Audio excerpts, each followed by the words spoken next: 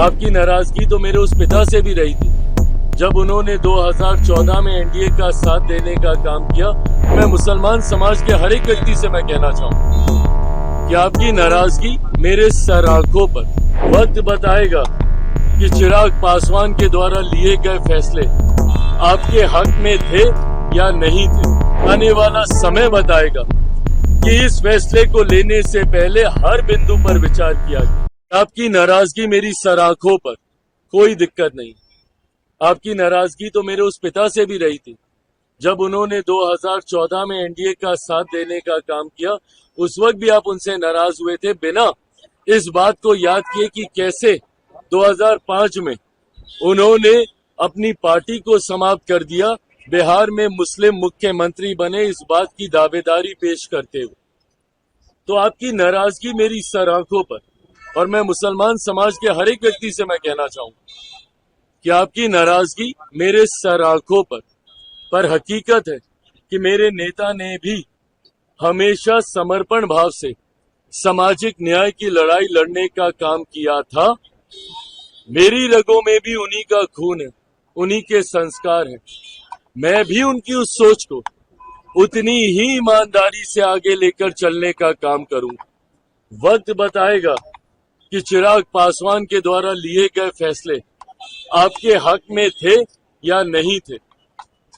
पर तब तक अगर आप मुझसे अपनी नाराजगी भी अगर आप रखेंगे तो बस इतना याद जरूर रखिएगा कि चिराग पासवान का समर्पण न सिर्फ उस समाज के प्रति है, अल्पसंख्यक वर्ग के प्रति है, मुसलमानों के प्रति है, बल्कि उससे बड़ा समर्पण मेरे नेता, मेरे पिता आदरणीय रामविलास पासवान जी के विचारों के प्रति है।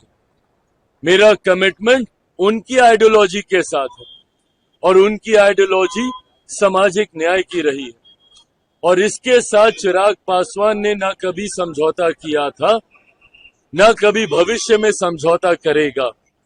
चिराग पासवान के द्वारा लिया गया हर फैसला, मेरी पार्टी के द्वारा लिया गया हर फैसला मेरे पिता के विचारों को मजबूत करने की सोच को प्राथमिकता देने की दिशा में लिया जाएगा।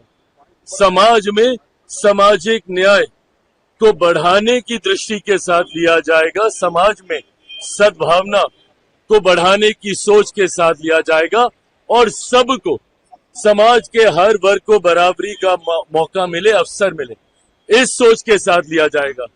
हो सकता है जैसे इसके पूर्व में भी हुआ, आज शायद लोगों को इस पर यकीन ना हो, पर आने वाला समय बताएगा कि इस फैसले को लेने से पहले हर बिंदु पर विचार किया गया। हम लोगों की भी चिंता थी जब ये विधेयक सामने आया।